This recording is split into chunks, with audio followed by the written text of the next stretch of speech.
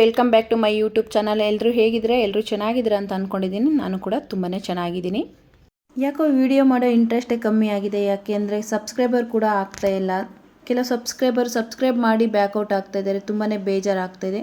Channel ಇರೋರು ನನ್ನ ವಿಡಿಯೋನ ನೋಡಿಬಿಟ್ಟು ಕಮೆಂಟ್ ಹಾಕಿದರೆ ನಾನು ಕೂಡ ಅವ್ರ ಚಾನಲ್ನ ವಿಸಿಟ್ ಮಾಡಿ ಅವ್ರ ಚಾನಲ್ಗೆ ಸಪೋರ್ಟ್ ಮಾಡ್ತೀನಿ. ತುಂಬ ಜನ ಸಬ್ಸ್ಕ್ರೈಬ್ ಮಾಡ್ತಾರೆ, ಹಾಗೆ ಅನ್ಸಬ್ಸ್ಕ್ರೈಬ್ ಕೂಡ ಮಾಡ್ತಾರೆ 2 ದಿವಸ ಆದಮೇಲೆ. ಯಾಕೆ ಅಂತ ಗೊತ್ತಿಲ್ಲ. ಮೋಸ್ಟ್ಲಿ ಚಾನಲ್ ಇರೋವಂಥವ್ರಿಗೆ ಎಲ್ಲರಿಗೂ ಇದೇ ರೀತಿ ಆಗ್ತಿದೆ ಅನಿಸ್ತಾ ಇದೆ. ಯಾಕಂದರೆ ತುಂಬ ಜನ ಇದೇ ರೀತಿ ಹೇಳ್ಕೊತಾ ಇದ್ದಾರೆ, ಅನ್ಸಬ್ಸ್ಕ್ರೈಬ್ ಮಾಡ್ತಾ ಇದ್ದಾರೆ ಅಂದ್ಬಿಟ್ಟು. ಆದರೆ ವಿಡಿಯೋ ಮಾಡೋದಂತೂ ತುಂಬಾ ಕಷ್ಟ ಇದೆ. ಅದು ಮಾಡಿರೋರಿಗೆ ಗೊತ್ತಿರುತ್ತೆ ಯಾವ ರೀತಿ ಅಂದ್ಬಿಟ್ಟು. ವಿಡಿಯೋನ ಮಾಡ್ಕೊಂಡ್ಬಿಡ್ತೀವಿ, ಅದನ್ನ ಎಡಿಟಿಂಗ್ ಮಾಡೋದು ತುಂಬಾ ಕಷ್ಟ ಉಂಟು.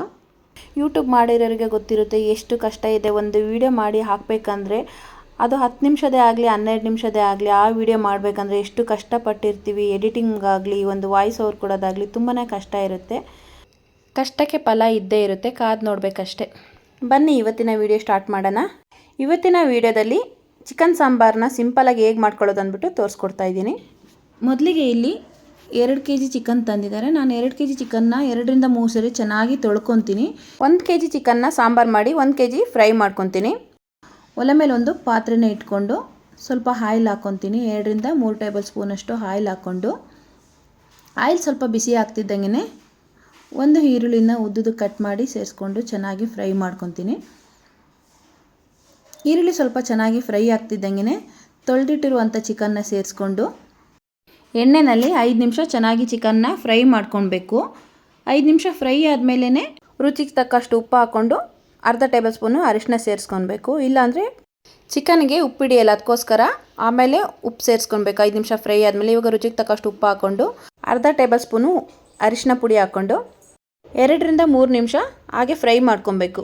ಚಿಕನಲ್ಲೇ ನೀರು ಬಿಡೋ ಥರ ಚೆನ್ನಾಗಿ ಫ್ರೈ ಮಾಡ್ಕೊಬೇಕು. ಚಿಕನಲ್ಲೇ ನೀರು ಬಿಟ್ಕೊಂಡು 5 ನಿಮಿಷ ಮುಚ್ಚಿಡ್ತೀನಿ. ಅಷ್ಟರೊಳಗಡೆ ಮಸಾಲೆಗೆ ಏನೇನು ಬೇಕು ಅಂದ್ಬಿಟ್ಟು ರೆಡಿ ಮಾಡ್ಕೊಳ್ಳೋಣ. ಮೊದಲಿಗೆ ಇಲ್ಲಿ ಒಂದು ದಪ್ಪನಾದ ಈರುಳ್ಳಿನ ಚಿಕ್ಕದಾಗಿ ಕಟ್ ಮಾಡಿಕೊಂಡು ಮಿಕ್ಸಿಗೆ ಹಾಕ್ಕೊತೀನಿ. ಹಾಗೆ ಅರ್ಧ ಭಾಗ ತೆಂಗಿನಕಾಯಿನ ಚಿಕ್ಕದಾಗಿ ಕಟ್ ಮಾಡ್ಕೊಂಡು ಸೇರಿಸ್ಕೊತೀನಿ. ತುರಿದಾದ್ರೂ ಸೇರಿಸ್ಕೋಬೋದು, ಇಲ್ಲ ಚಿಕ್ಕದಾಗಿ ಕಟ್ ಮಾಡಾದರೂ ಸೇರಿಸ್ಕೊಬೋದು. ಒಣ ಕೊಬ್ಬರಿನಾದರೂ ಹಾಕೋಬೋದು, ಇಲ್ಲ ಹಸಿ ತೆಂಗಿನಕಾಯಿನಾದರೂ ಸೇರಿಸ್ಕೋಬೋದು. 2ರಲ್ಲಿ ಯಾವ್ದಾದ್ರು ಒಂದು ಹಾಕ್ಕೊಂಡ್ರೆ ಸಾಕು. ಹಾಗೆ ಶುಂಠಿನ ಚಿಕ್ಕದಾಗಿ ಕಟ್ ಮಾಡಿ ಸೇರಿಸ್ಕೊತಾ ಇದ್ದೀನಿ. ಹಾಗೆ ಅರ್ಧ ಟೇಬಲ್ ಸ್ಪೂನು ಕಾಳುಮೆಣಸು, 4 ರಿಂದ 5 ಲವಂಗ, 1.5 ಇಂಚು ಚೊಕ್ಕೆ, 12 ರಿಂದ 15 ಎಸಳು ಬೆಳ್ಳುಳ್ಳಿ, ಸ್ವಲ್ಪ ಪುದೀನ, ಅರ್ಧ ಟೇಬಲ್ ಸ್ಪೂನಷ್ಟು ಸೋಂಪು.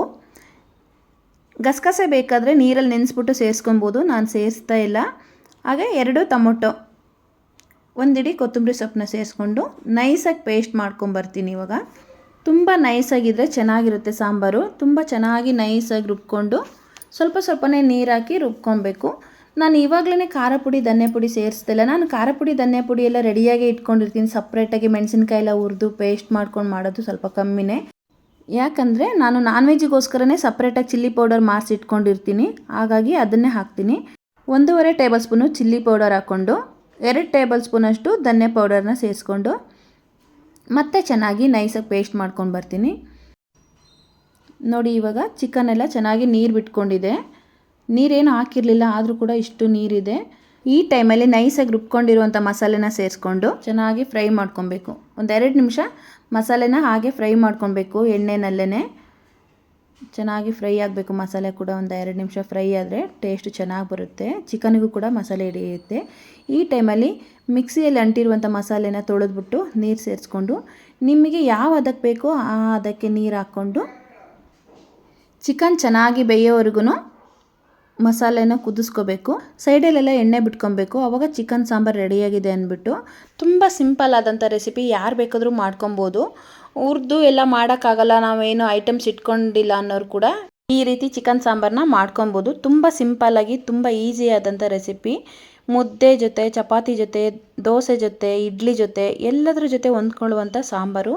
ಈ ಟೈಮಲ್ಲಿ ಸ್ವಲ್ಪ ರುಚಿ ನೋಡಿಬಿಟ್ಟು ಉಪ್ಪೇನಾದರೂ ಬೇಕಾದರೆ ಸೇರಿಸ್ಕೊಂಡು 5 ನಿಮಿಷ ಕುದಿಸೋದ್ರಿಂದ ಸಾಂಬಾರು ರೆಡಿಯಾಗುತ್ತೆ. ಕೊನೆಯಲ್ಲಿ ಕೊತ್ತಂಬರಿ ಸೊಪ್ಪನ್ನ ಚಿಕ್ಕದಾಗಿ ಕಟ್ ಮಾಡ್ಕೊಂಡು ಸೇರಿಸ್ಕೊಳ್ಳೋದ್ರಿಂದ, ಅದರಲ್ಲೂ ಬಿಸಿ ಬಿಸಿ ಇರುವಾಗಲೇ ಸೇರಿಸ್ಕೊಬೇಕು. ತುಂಬಾ ಚೆನ್ನಾಗಿರುತ್ತೆ. ಫ್ಲೇವರ್ ಆಗಲಿ ಟೇಸ್ಟ್ ಆಗಲಿ ತುಂಬ ಚೆನ್ನಾಗಿ ಬರುತ್ತೆ. ಸಾಂಬಾರು ಬಿಸಿ ಬಿಸಿ ಇರುವಾಗಲೇ ಕೊತ್ತಂಬರಿ ಸೊಪ್ಪು ಸೇರಿಸೋದ್ರಿಂದ. ಇವತ್ತಿನ ಈ ವಿಡಿಯೋ ಯಾರಿಗಾದರೂ ಇಷ್ಟ ಆಗಿದ್ರೆ ದಯವಿಟ್ಟು ಒಂದು ಲೈಕ್ ಮಾಡಿ, ಶೇರ್ ಮಾಡಿ, ಕಮೆಂಟ್ ಮಾಡಿ, ಹಾಗೆ ಸಬ್ಸ್ಕ್ರೈಬ್ ಮಾಡೋದಂತೂ ಮರಿಬೇಡಿ. Thank you.